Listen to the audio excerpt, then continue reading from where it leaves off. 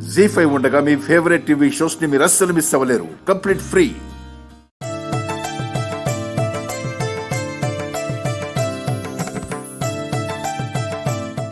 ఏమైంది అమ్మాయి గారు, ఎందుకలా డల్గా ఉన్నారు? ఏం లేదు రాజు.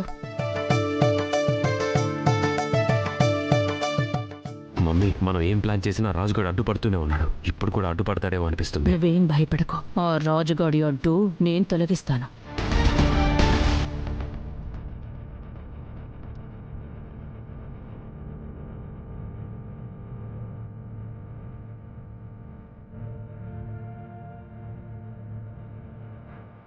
ఎక్కడ పెట్టావురా? ఏమైందక్క?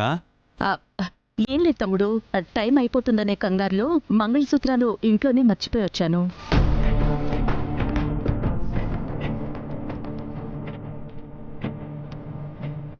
అయ్యో, ఇప్పుడెలా? టైం కూడా లేదు.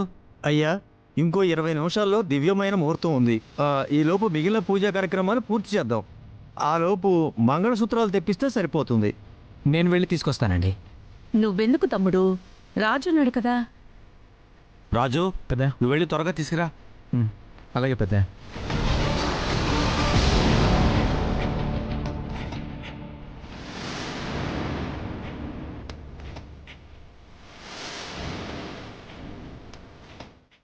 రాజు వస్తే గీ పెళ్ళి ఆగిపోతుంది కదా. ఇప్పుడు ఎలా?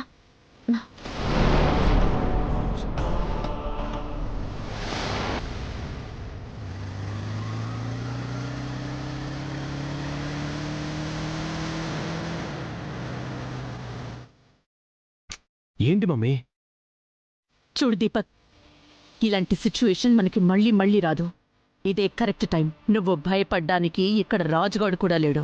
ఎట్టి పరిస్థితుల్లోనూ ఈ రోజు రూపమెళ్ళలో నువ్వు తాళి కట్టడం మిస్ అవ్వకూడదు.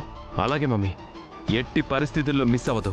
ఈ విషయంలో మా అన్నను కూడా కష్టపెట్టినా కట్టిపడేసిన. కాబట్టి నువ్వెట్లాగైనా ఈరోజు ఆ రూపం మెళ్ళ తాళి కట్టాలి. మీరేం కంగారు పడకండి. కాసేపట్లో సామూహిక వివాహాలు జరుగుతాయి. ఆ వివాహాల్లో నాది రూపది కూడా జరుగుతుంది. జరిగేది దేవుడి సన్నిధిలో కాబట్టి మావయ్య కూడా సచ్చినట్టు ఒప్పుకొని తీరాలి. నీ బుర్ర పనిచేయదు, మన ప్లాన్ ఏం సక్సెస్ అవ్వదు.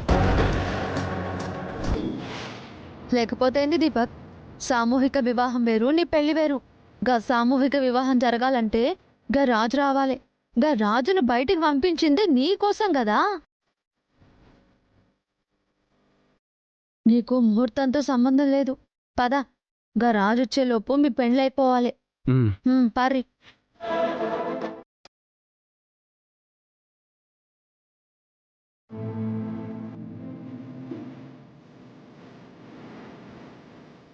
ఆ విజయాంబిక దీపక్ల బిహేవియర్ ఏదో తేడాగా ఉంది. ఉన్నట్టుండి ఆవిడ సామూహిక వివాహాలు ఏర్పాటు చేయడం ఏంటి? వివాహానికి తాళిబొట్లు మర్చిపోవడం ఏంటి? ఫాస్ట్గా వెళ్ళి అసలు పూజ రూమ్లో తాళిబొట్లు ఉన్నాయో లేదో చూడాలి. అప్పుడు కానీ అర్థం కాదు వాళ్ళ ప్లాన్ ఏంటో. జీ5 యాప్ డౌన్లోడ్ చేసి అన్ని ఎపిసోడ్స్ పూర్తి ఉచితంగా చూడండి.